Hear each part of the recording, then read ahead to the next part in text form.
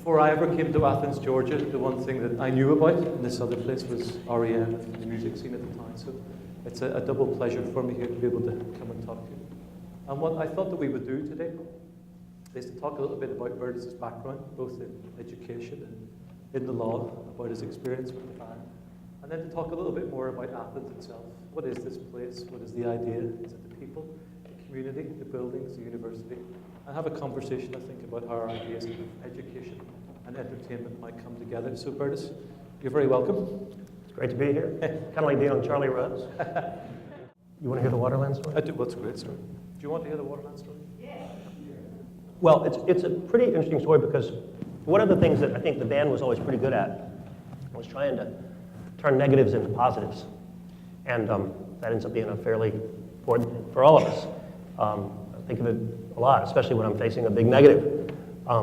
And there was this book that had been written by an author that everybody liked a lot, especially the ones in the band who read lots of books.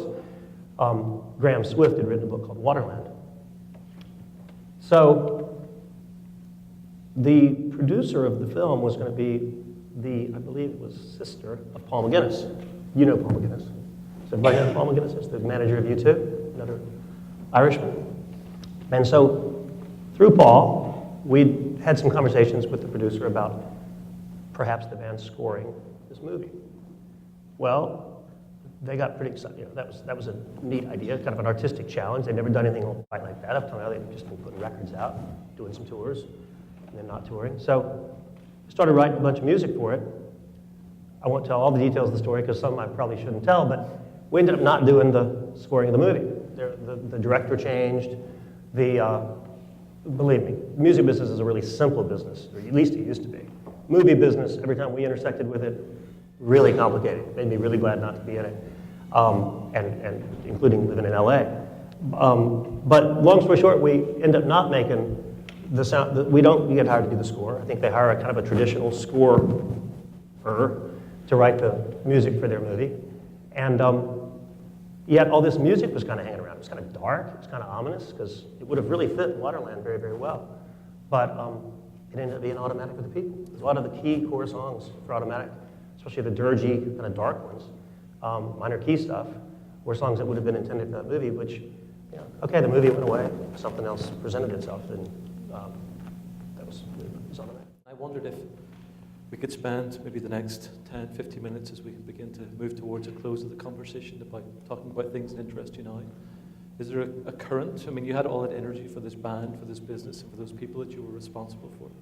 You've talked about your family, but I know also you're very much interested in public education.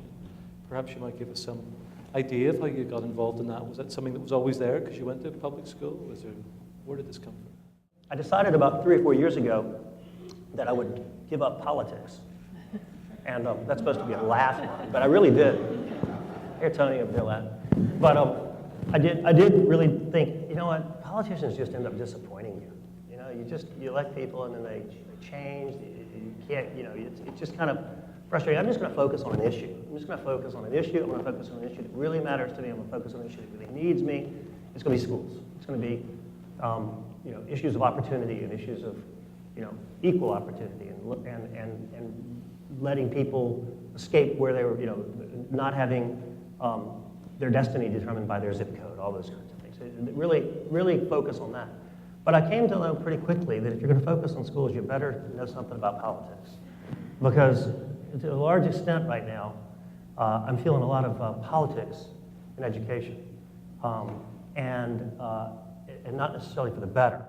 I do hope people, and I think they are increasingly doing so, connecting the dots between issues and challenges of what's going on in your local school with what's going on that people are passing laws about and setting funding for, and establishing policies for.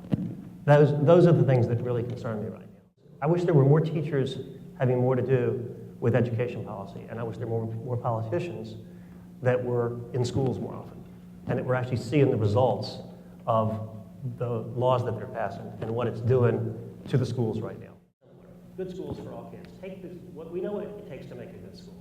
We know we can all pretty much agree on what a good school is. It's going to have good teachers, reasonable class sizes, decent facilities, lots of parents that are engaged, center of community, where there's real teaching and learning going on. Make more of those. Make more schools like that. Make all schools like that, as opposed to figuring out ways to separate out kids and divide and have some lucky ones that win the lottery one way or the other, either by birth or by... Have good schools for all kids. That'd be my favorite education